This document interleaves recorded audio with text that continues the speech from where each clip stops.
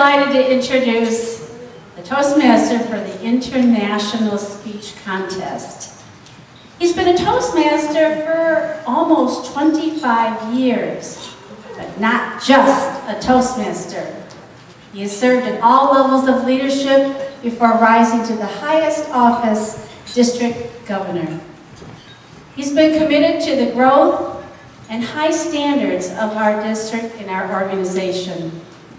He's been awarded District 33 Outstanding Toastmaster of the Year, Paris Landum Spark Plug Award, and Toastmasters International's Excellence in Marketing and Education and Training.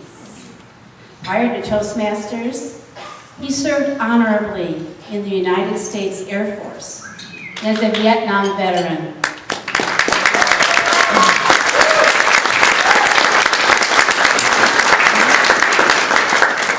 He received the California Teaching Credential in English. As an educator, he's been twice recognized in Who's Who among teachers. He and his wife Lois have many children, grandchildren, and now a great-grandchild. Currently, his goal in life is to master the art of retirement. Please welcome our Toastmaster for the International Speech Contest, Distinguished Toastmaster, past District Governor, Paul Smith.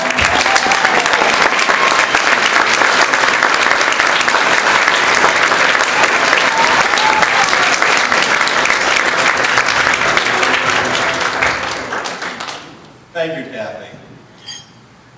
District leaders, fellow Toastmasters, and guests, it is indeed an honor and a pleasure to be your Toastmaster for the International Contest. This happens to be, I believe, the 39th International Contest held by District 33. International Contest is one that is mandatory throughout all of Toastmasters for each of the districts. And so tonight, we will be treated to 8 of the best speakers of the 192 clubs within District 33. Harper, world-class failure. World-class failure, Ed Harper.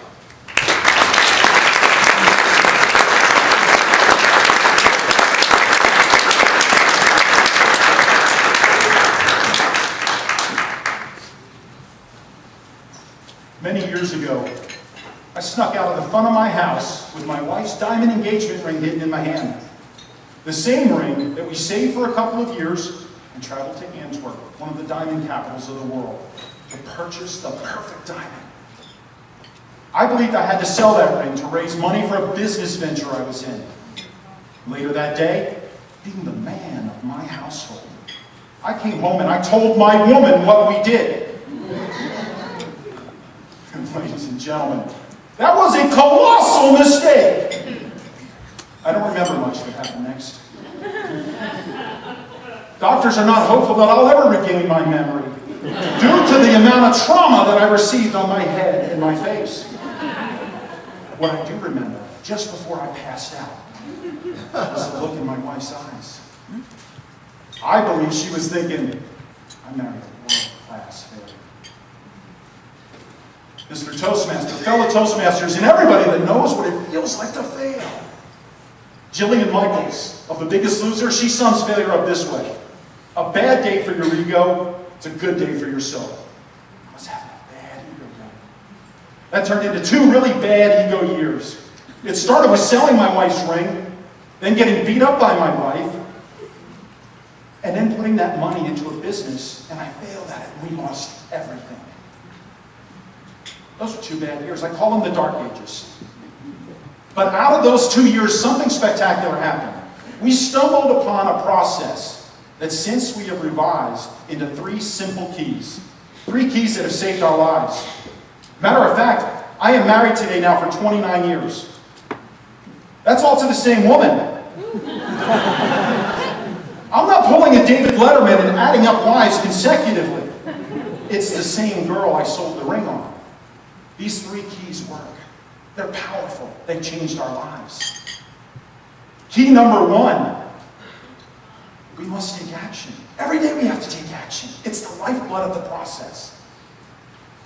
Years ago, a Belgian colonel, he pulled me out of a military exercise. I was failing at it. And he said, son, I want you to remember this. Any action, even wrong action, is better than no action. I wasn't doing anything. He said, if you had at least made a decision, you could steer. You could make adjustments. You did nothing, and you can't move and steer a parked car.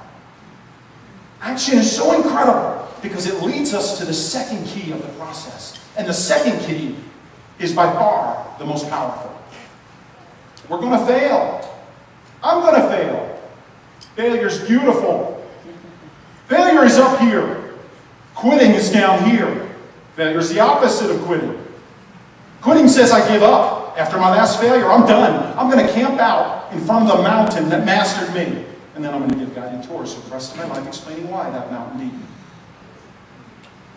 Failure. It's a sign I'm still living and I'm trying. I'm working. I'm facing life every single day. Failure is beautiful. As a young man, I learned to ski really well. One weekend, I skied without falling down. I thought I had mastered the mountain. Everybody I told was impressed, except for Coach Marcheski. I thought he was going to have an aneurysm when I explained to him what I did. He got in my face, and his eyes are bulging, spit's flying everywhere. And he's screaming at me, popping me in the chest. Mr. Car Carrier, if you ever play for me the way you skied this past weekend, I'm cutting you. You have become a cancer and a coward. He went on to explain, you quit. You let the mountain master you. You were afraid. You didn't try. That's why you didn't fail. He says, I need winners, not quitters. Failure is beautiful. I walked away from that. I was 17. I didn't get it. I thought Coach was crazy. And that boy's off his meds. And how dare the school district allow that guy that old to teach? No, he was ancient, almost 40. But Coach was right. I get it now. He was right. I quit. I was down here. Failure's up here. We need to keep failing. Fail early. Fail often. Failure is beautiful. And as we fail, learn. That's the third key. Learn. Somewhere hidden in your failure is a secret to your future. It's part of your destiny. It's the only way to success. You must find it. You'll have to roll up your sleeves. It'll be to your glory to find it because it's a treasure. If we don't, then we are destined to make the same mistakes over and over again. What are you learning from your failures? I've learned some incredible things from mine. Remember the dark ages? I remembered some awesome things. Some things that have saved my life. First and foremost, and this is important, I learned never, ever, ever, under any circumstances, get between a woman and her diamonds. I also learned how to manage businesses, leverage debt. I learned that money has a language all its own. What are we learning from our failures? Every day, get up, take action. Let's stop playing the safe. Get out of our comfort zones. Let's learn to walk on water. And understand that failure is beautiful, it's good, and the more of it, the better. And on each failure, stop and learn. If you'll do those things, then it'll be my great honor to join you on the field of life, training to become world-class failures. Mr. Toastmaster. Speaker number 2, Zach Patrick. Lemonade. Lemonade, Zach Patrick.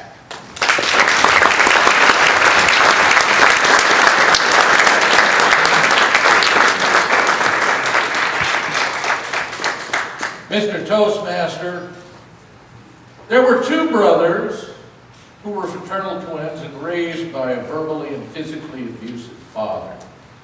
The father was a violent drug addict who, when the boys were 12, eventually ended up killing a liquor store clerk in a botched robbery and spent the rest of his life in prison. The man's two sons grew to be quite different men. One became a man very much like his father, and he too spent a significant amount of his life going in and out of rehab, jail, and prison. The other son earned a graduate degree in business from a prestigious university. He was happily married. He earned a six-figure income, and he was an executive with a major Fortune 500 company. When researchers later asked the brothers separately why their lives had turned out as they had, interestingly, they both gave the same answer. With a father like mine, how could I have been any different? Two women reached the age of 70. One believed that at 70, the body begins breaking down and that her only future was one of a steady physical decline, terminating at last in the grave. She began preparing herself financially and psychologically for her anticipated demise. It was as though mentally she was sitting in the foyer of a funeral home, waiting for the undertaker to call, "Next!" The other woman believed that reaching age 70 was an opportunity to start a new chapter in life. She felt that a person's capabilities at any age were limited by two things: their attitude and their willingness to try new things. She had always wanted to learn something about mountaineering, and learn she did. And over the next 25 years, she was able to climb numerous challenging peaks around the world, and in her 90s, the woman, Hulda Crooks, became the oldest woman to have ever completed the climb of Mount Fuji in Japan. When Nelson Mandela was released from prison after 27 years, his friends were very concerned with how he would adapt to this newfound freedom. When Mandela was later asked about how he felt about his release, he confessed that at first he was overwhelmed with frustration and anger and had an almost overpowering thirst for revenge. At this deep point in despair, he said that it was as though God gave him a divine insight and reminded him that even though he had been in prison for 27 years, they had never broken his spirit. He felt that this insight was what gave him the ability to work so hard toward the eventual reconciliation of the races in South Africa. There is a common thread in these three stories. In the first story, the two brothers face the same negative events, but they each interpreted them differently, with consequent different outcomes. The two women faced a similar situation. Again, a different interpretation with a different outcome. And in the third story, Nelson Mandela willed himself to change his interpretation of the adverse events in his life. What these stories illustrate is that we are not helpless victims of circumstance, nor does our past have to equal our future.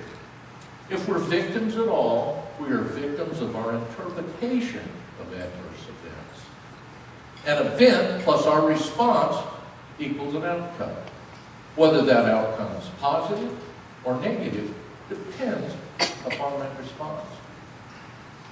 As rational human beings, all of us have the ability to choose how we respond to any event. Hopefully, we choose wisely. All of us have the ability to objectively observe and thus control our thoughts, our emotions, and most of our physical reactions. Our thoughts control our feelings about any given event, but we control our thoughts. Therefore, we can control our response to events. The German philosopher Friedrich Nietzsche once said, "Whatever does not kill me makes me stronger." How will you choose to interpret the adverse events in your life? Will you allow them to strengthen you or drive you to despair? After all, most of our happiness and satisfaction in life is a direct result of our response choices. I'll always remember something my grandmother said to me when I was a small child. She said, "Son, every now and again, life will hand you lemons. But a wise person uses those lemons and makes lemonade." Master. John Cupido, raising the standard of manhood. Raising the standard of manhood, John Cupido.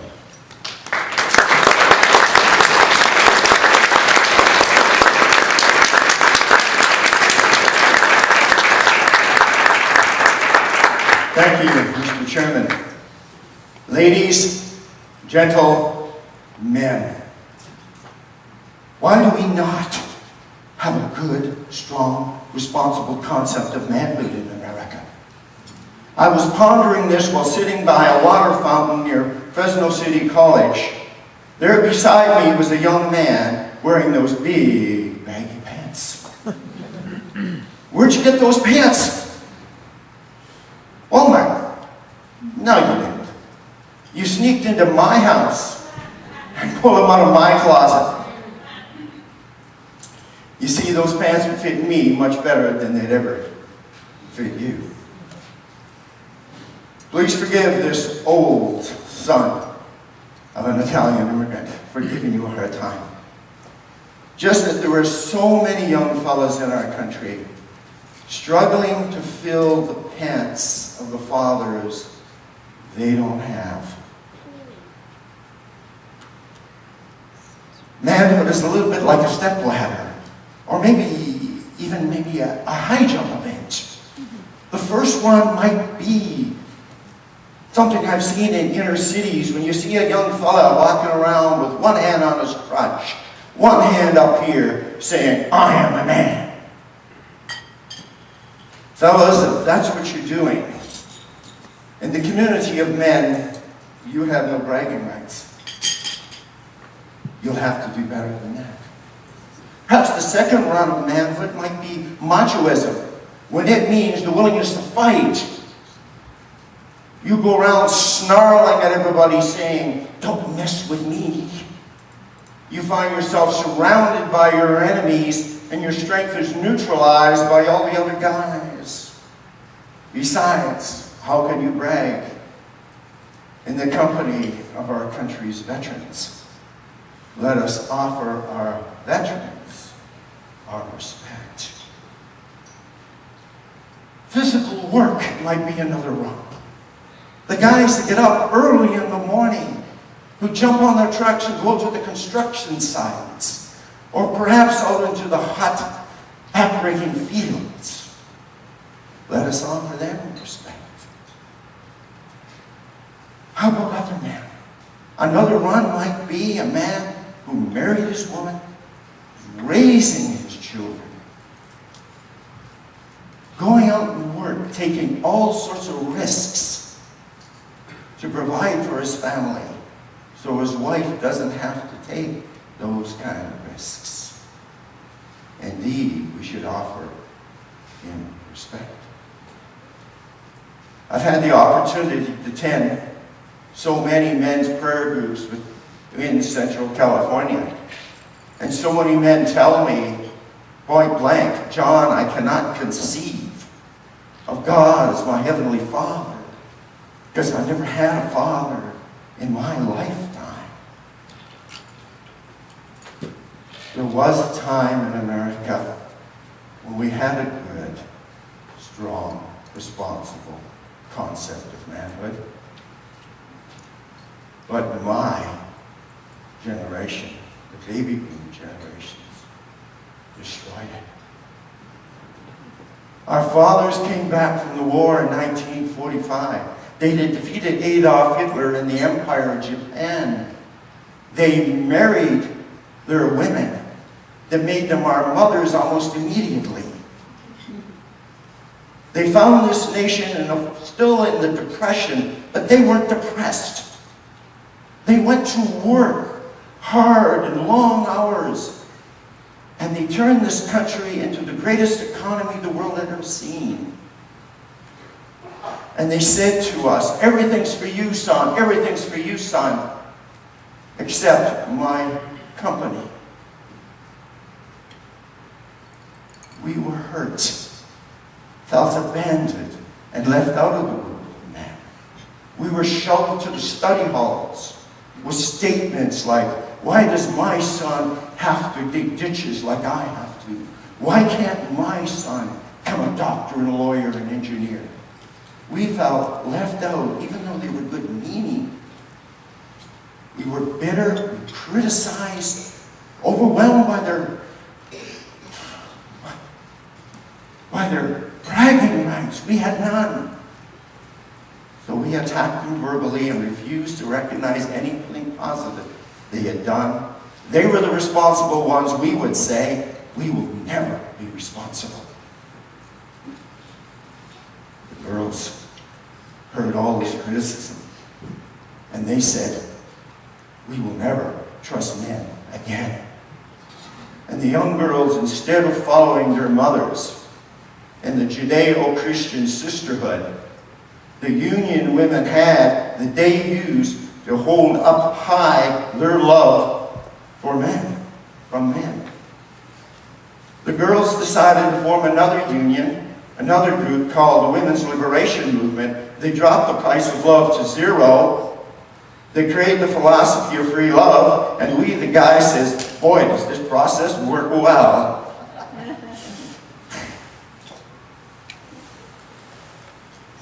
Why buy the cow when you can get the milk for free? Our girls came up to us and saying, we're a Rotarian, what are you going to do about it? And they said, hey, girly poo, you agreed to the philosophy of free love, now you want us to pay? We went over to the crossbar of manhood, put it on the lowest rung, stomped on it, pulled out the bowls and threw the thing in the ditch, and said, you know, as long as we never recognize the positive things men do, we've beaten our fathers and beaten our women too. This went on for a long time, and we thought we'd gotten away from it, away with it. In the year 2001, Tom Hanks, the star of the movie Saving Private Ryan, gave us a challenge. He said publicly on television, you know, it did nothing less than save the world for freedom. Well, I don't agree with everything my father did. But that wasn't cutting it anymore. And we had to give them a war memorial after 55 years. We were old men.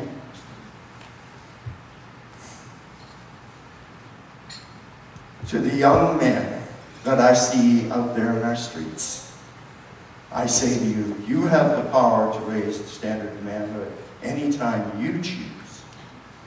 For you have a power greater than yours. God bless you. Sure. Speaker number 5, Lori Jones. 3 degrees. 3 degrees, Lori Jones.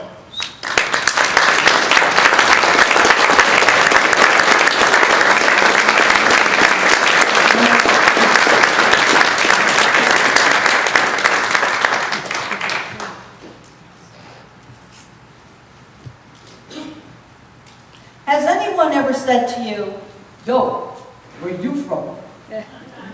You got an accent. Oh, I can tell you're Italian. You got a schnoz like my Uncle Guido. Hey!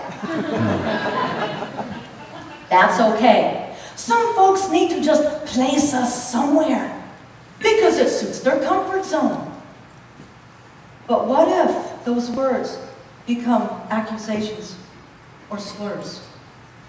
What if we are not accepted as the persons our ancestors created? Mr. Toastmaster, fellow Toastmasters, every family member in this room.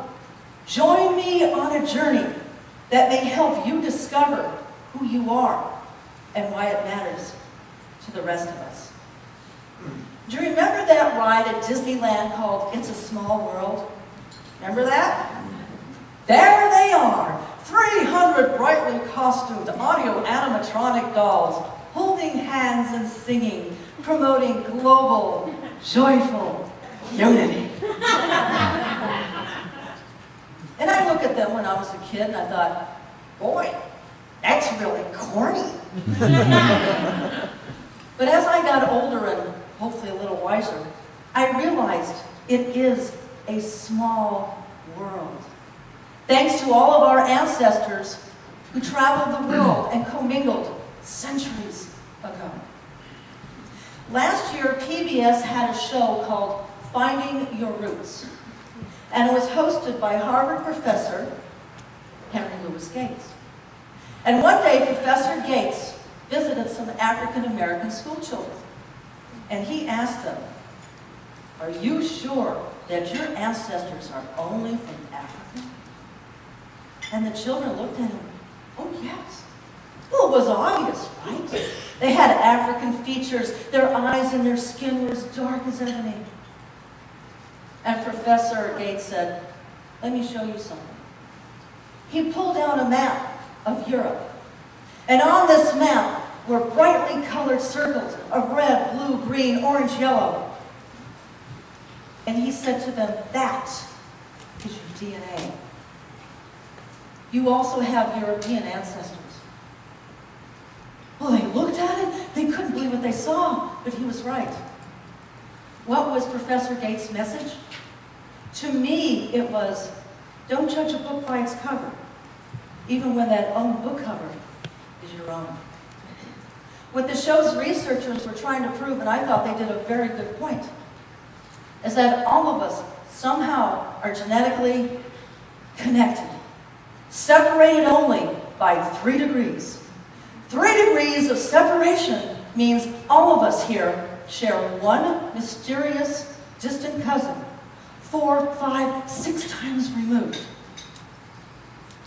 And that show, when I was watching it, made me think of my own mother. First generation Lebanese American, born and raised in Toledo, Ohio. You couldn't miss her heritage. She had the black, curly, kinky hair that went down to here, the dark brown eyes, the beautiful olive complexion. And one day, when she was 10 years old, she was playing with her friends on the school steps, when all of a sudden this girl out of nowhere went up to her and called her dirty Syrian. My mother curled her fist into a ball and boom, cold-cocked her right there on the school steps. I understand it was quite a fight. But those cruel words followed her for years. And my mother would tell the story to my dad and me.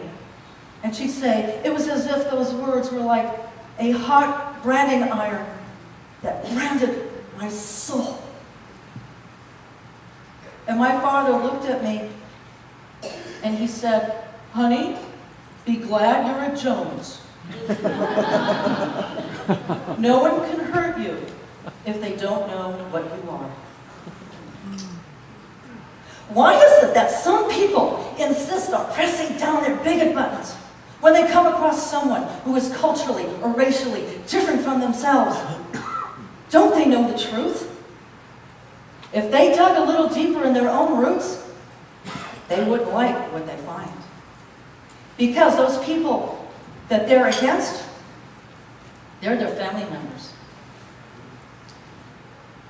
Let me portray this a little bit more intimately. For 50 years, I thought for sure that on my dad's side, English and Welsh. That's it. On my mother's side, 100% Lebanese. And then one day last year, I got a little bored, so I started to troll for my ancestors on Ancestry.com, and I'm searching. Whoa. I found the names of more than 2,000 ancestors, going all the way back to the 8th century.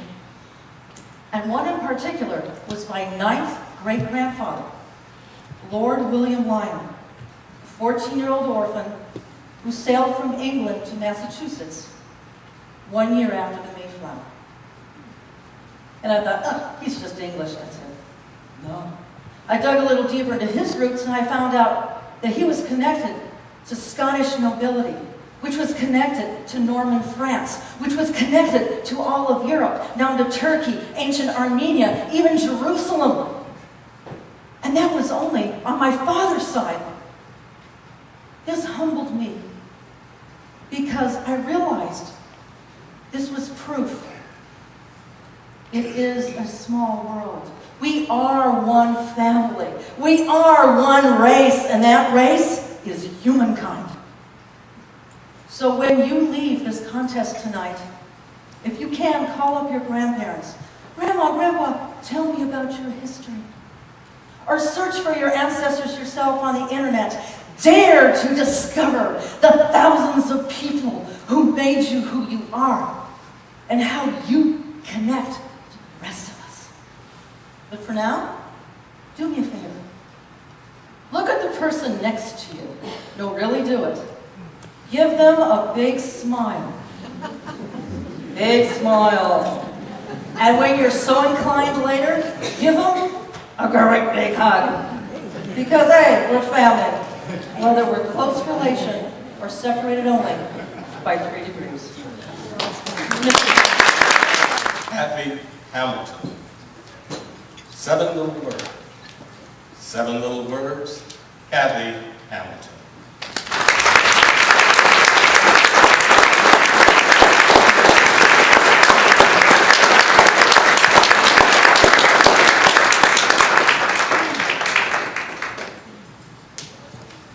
When was the last time that you thought about the future? I mean, really thought about the future? Maybe the better question is, what does that even really mean? Mr. Toastmaster, fellow Toastmasters, and anybody who ever wished they had a crystal ball. Of course, we all think about our future. But what picture comes to your mind when you think about future? Are you thinking about your retirement? Are you thinking about your vacation next summer? Maybe some in this room are just thinking about what time they have to get up in the morning to get out of here. See, future is something different to each and every person in this room. What you think of as future is different than your neighbor. Might even be different than your partner. How can one word mean something different to so many people? Let me muddy it up for you a little bit. Not only is future different from person to person, but future is something different to each of you at different times in your life. Consider, when you're 5 years old and you think about the future, that just means, what toy am I going to play with next? And when you're a teenager, though, think a little further ahead. Thinking about the football game on Friday night, you might even be thinking as far ahead as homecoming in the fall. Now, when you get to your 20s, maybe in college, you're thinking about your classes for next semester. You're thinking about what companies you're going to apply for jobs with, what your career will be. When you get to your 30s, you start thinking, maybe I want to have a family. And you're certainly thinking about the future when you sign that 30-year mortgage. When you get to your 40s, though, something happens. The future then transcends even more than you, because it includes your children's future. It changes. Now, in your 50s, though, it narrows back a little bit, because retirement is now only 15 years away. I better check my 401k investments. In your 60s, hopefully you're retired, and future begins to look like, what are we going to do with the grandkids when they come and visit for the weekend? Maybe, how am I going to pay all of my bills next month on my fixed income? And when you get to your most golden of years, future then could be, where am I going to play bingo this afternoon?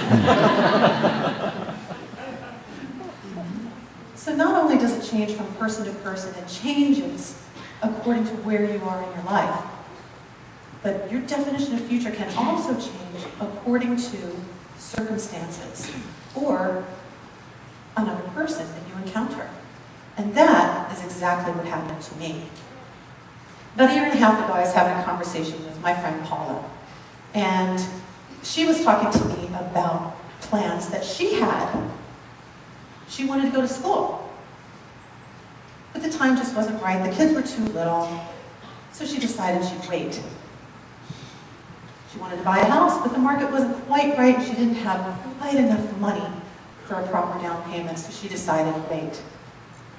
She wanted to take those kids to Disneyland the summer before, but she was bucking for a promotion, and she didn't think it would be a good time to take off work.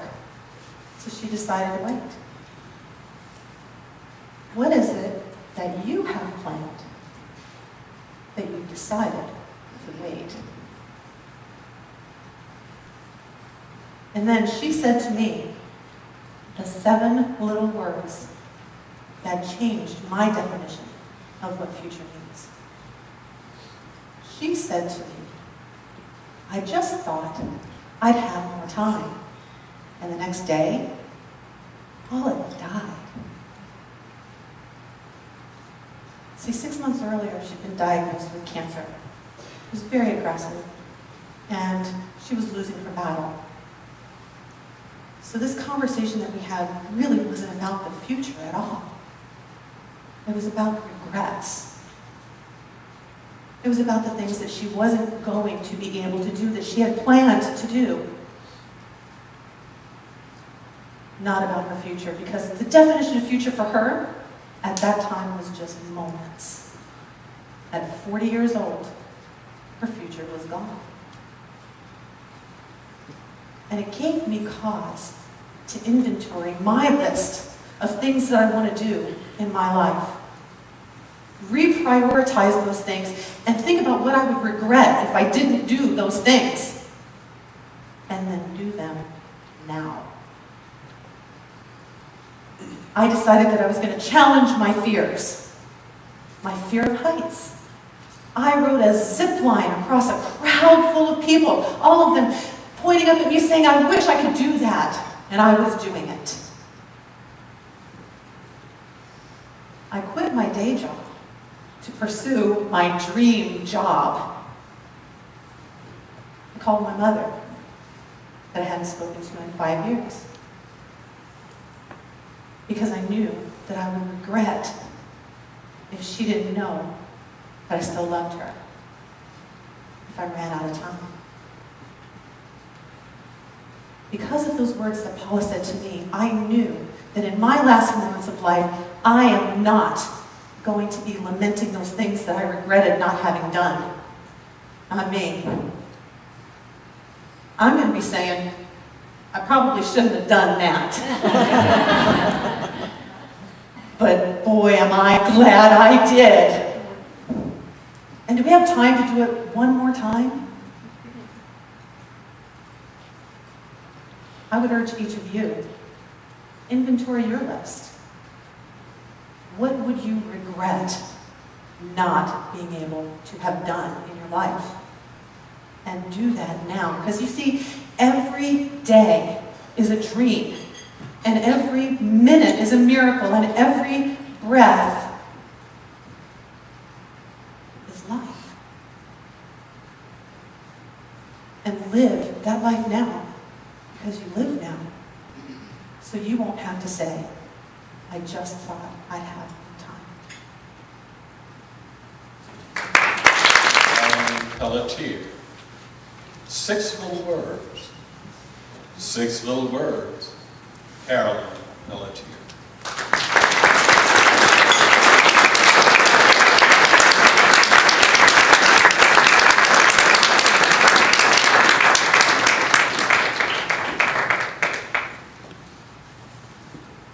Can your words change someone's life?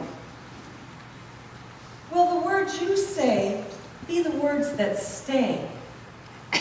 I remember when 6 little words changed my life. In 1968, I was 12 years old. long before this whole Star Trek, Star Wars debate. I was painfully shy and skinny. I took a seat in the back of the classroom, trying not to be noticed. In bounced our cheerful 23-year-old teacher. He had thick black hair and black rimmed glasses. He was cute for a teacher. His smile immediately put me at ease. Mr. Toastmaster, friends, whose smile puts you at ease?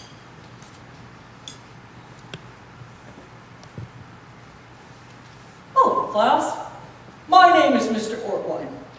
Yes, you heard me right. I said Ort and wine. I know my name rhymes with short and swine.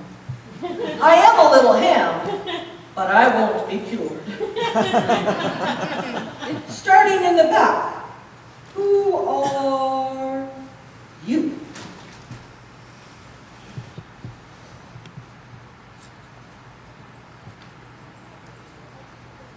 I'm Carolyn Pletcher. Oh, how I wished that I was popular, or pretty, or just plain invisible. I felt every eye upon me, burning a hole straight through me, just like now. That was my first day in the 7th grade, and my first table topics. Mr. Ortwine told jokes, and he shared personal stories, and he would never allow anyone to make fun of anyone else. One day, he missed sitting at the edge of his desk, and he landed in the garbage can. He looked up at us and he said, "Well, apparently a ham can be canned."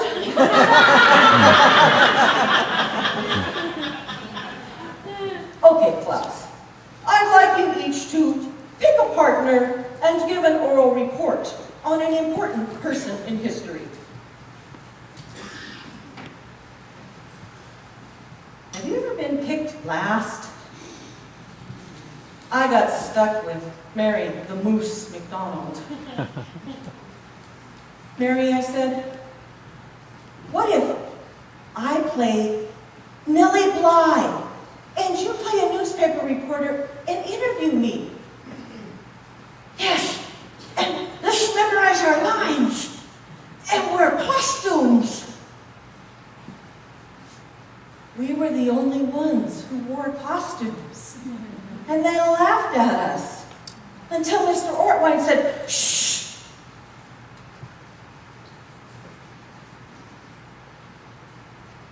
Nellie Bly? What made you decide to become a newspaper reporter? Men shouldn't be the only ones with good jobs. When we finished, Mr. Ortwine gave us a standing ovation! Now that's how you give a report. I am so proud of you. Me? You're proud of me? That was the first time in my life I had ever heard those words. Because Mr. Ortwine was so good to me, I auditioned for the school play. I didn't get a part, but I remember that phrase to this day. I am so proud of you. 1968 was the only year Mr. Ortwine taught. 20 years later, I ran into him at the grocery store. He was different. Do you remember me? Carolyn Pelletier. Yes, Carolyn, of course I remember you. Mr. Ortwine, how come you never taught again? Well, Carolyn, I was drafted and I served in Vietnam. When I came home, a lot of things had changed. But Mr. Ortwine, oh please, you can call me John now. Okay, Mr. Ortwine? You were a good teacher. I auditioned for the school play because you asked me to. And you were the first adult to ever say to me, I am so proud of you. I learned so much more than just history from you. I have been wanting to say, no, I need to say thank you. And thank you for your service. I am so proud of you. The same 6 little words that changed my life now changed Mr. Ortwine. He stood a little taller, and he smiled as I remember. Mother Teresa said, kind words may be short and easy to speak, but their echoes are truly endless. Your words can change someone's life. What you say can stay. Whose life will you change? Tell them you're proud out loud. Change someone's life with these 6 little words. I am so proud of you. Rachel Velez. Red star, blue. Red star, blue. Rachel Velez.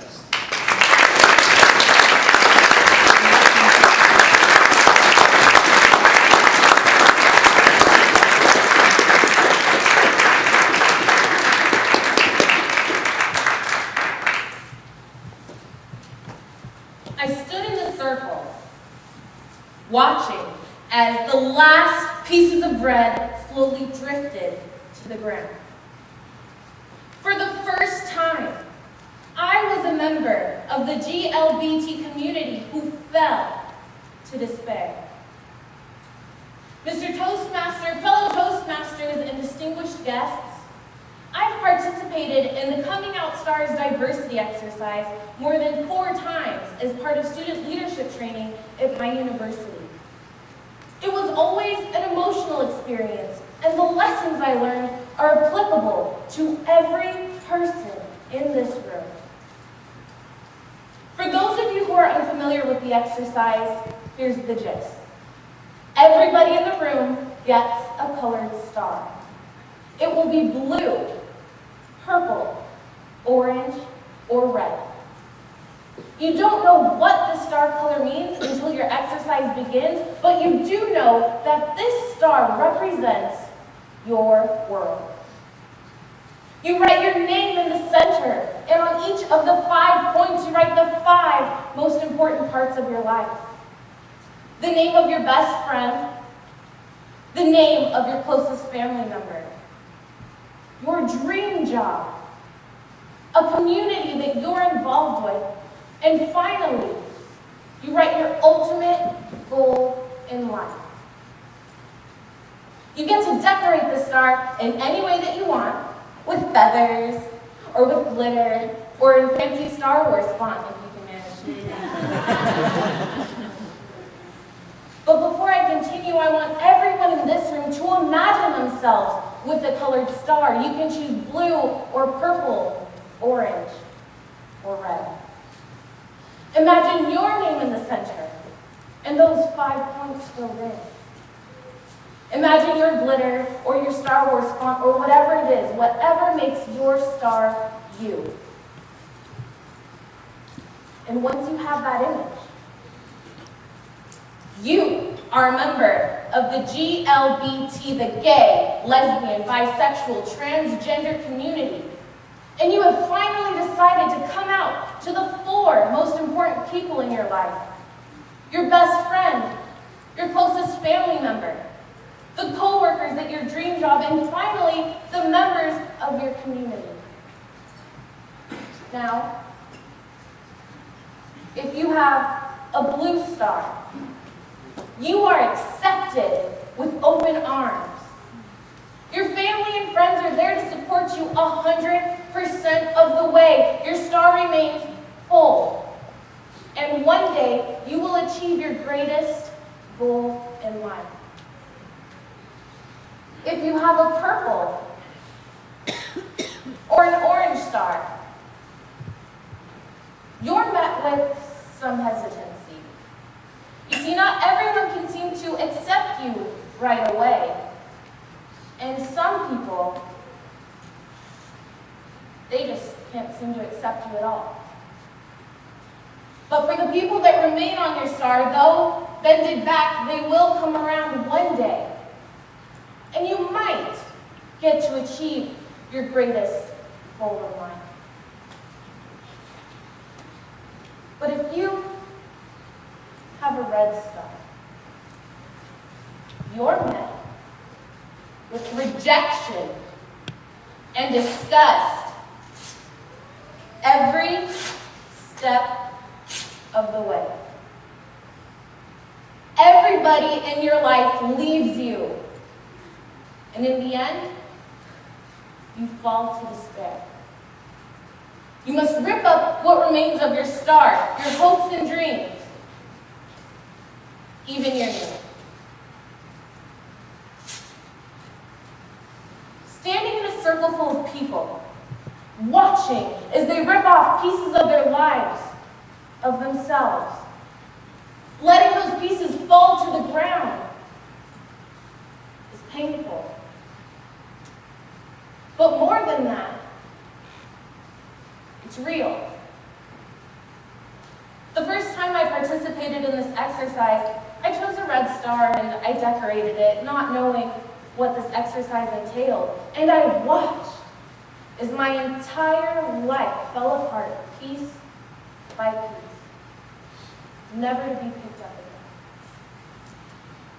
But I am thankful that I've only had to experience this kind of rejection, this kind of pain in a school exercise when real people in real life live red stars each and every day. This exercise focuses on the GLBT community, but applies beyond this one group. Consider somebody with a disability. Consider youth involved with gangs or underrepresented minority groups. Consider someone who's homeless or chronically unemployed due to the recession. Consider someone with a psychological disorder, someone with cancer or another life-threatening illness. Consider anyone with any kind of stigma or anybody that you have ever met. We either get to keep the people in our lives and succeed or lose everyone and fall. It's up to the people in our lives, the points on our stars, to help turn red stars blue. And we can be a point on a star to anybody that we encounter simply by lending a listening ear or a shoulder to cry on. We all have the potential to change lives, and it's not a matter of if, but when. So ask yourself, who in my life has a red star, and when can I help turn it blue?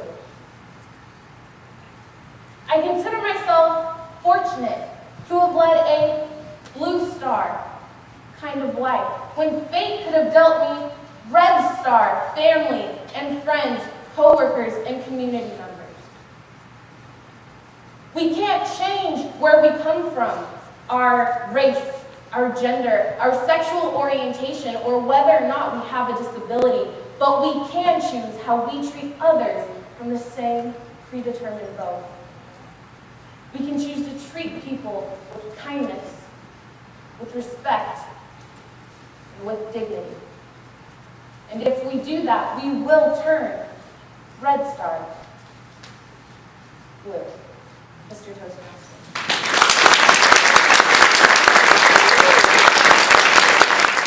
Speaker number 8, Dave South. Make it count. Make it count, Dave South.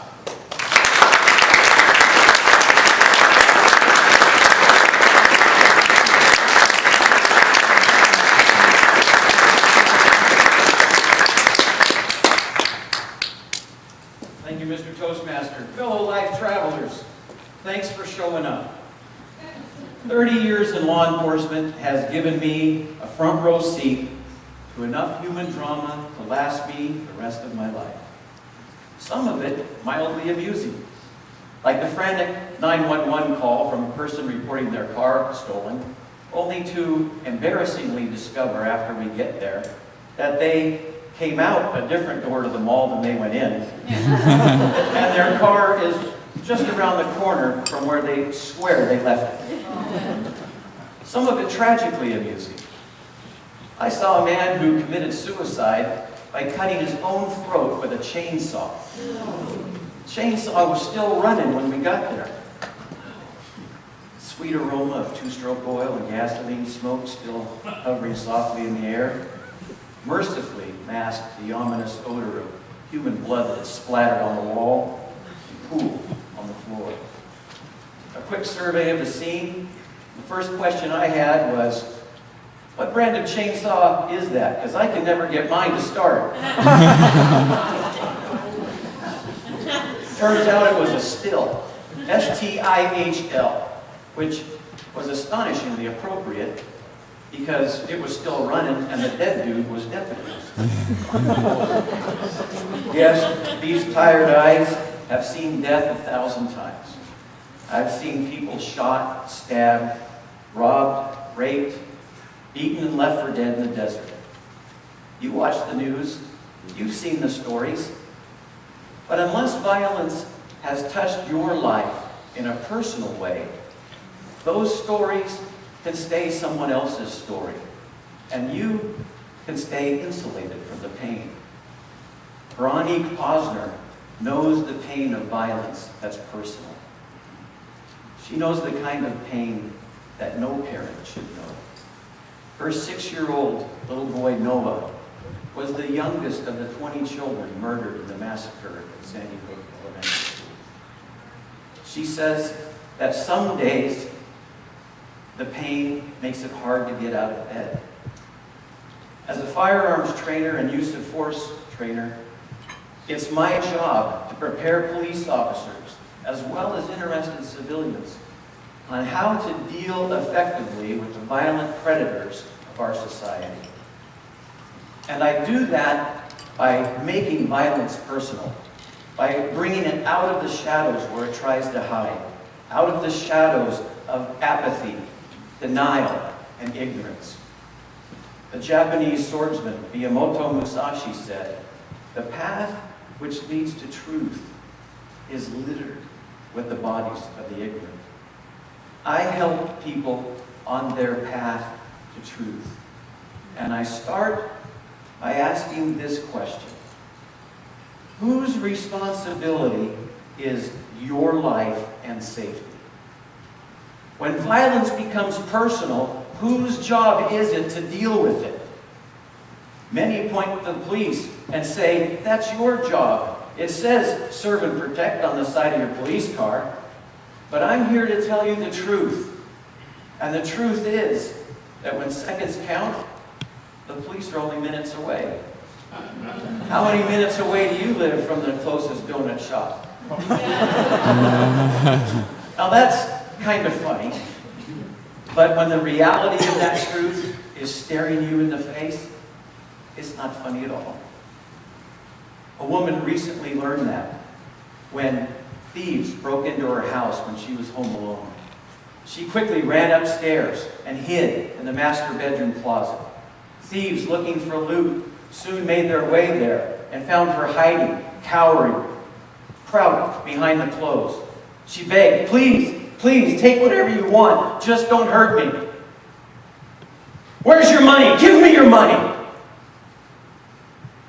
Can you imagine any more helpless a feeling than knowing that your life and its potential early and violent end is out of your control? and that all you can do is beg and pray for the mercy and compassion of a criminal? What would you do in that situation? More importantly, what could you do? At the hospital, I told that lady her story could have been different if she had a gun in that closet. She could have gone from begging for her life to having the power to protect it. And this is what I want to emphasize, that the right to defend your life and family is fundamental to life, liberty, and our pursuit of happiness. It's not just your right. Ultimately, it's your responsibility. But it's your choice. It's your choice. Ronnie Posner. What do you think she would give to have been able to be in Noah's classroom, armed with a gun and the confidence to use it when that killer came through the door?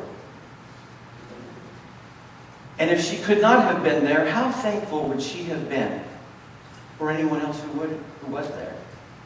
I think her tears of joy and thankfulness would have wet their cheek. But sadly, all she has are memories. One of the memories that she shares a few days before the shooting. Little Noah runs downstairs, and she said, "What are you doing out of bed?" A little annoyed. Noah cheerfully responded, "I just want to give you another hug." "Well, why is your pajama top off?" With Noah's arms wrapped around his mother, he looked up at her with those brown, big brown, innocent, smiling eyes and said, "So that I can feel your heartbeat better, Mommy." It's your choice, friends. It's your choice. It may be the most important one you make. Make it count. All right, so let me open up this envelope here. Let's see. Oh, here it is.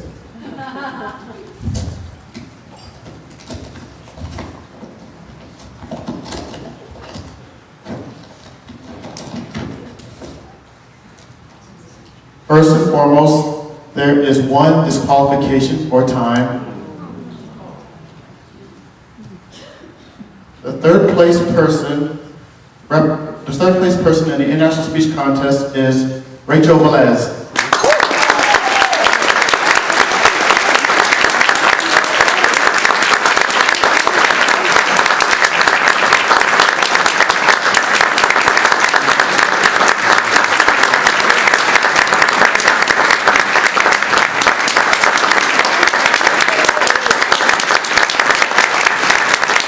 The second place person will represent District 33 in the event our first place winner is unable to compete in the semifinals of the World Championship of Public Speaking in Cincinnati, Ohio. The second place person that will represent District 33 and second place in the international contest is Kathy Hamilton.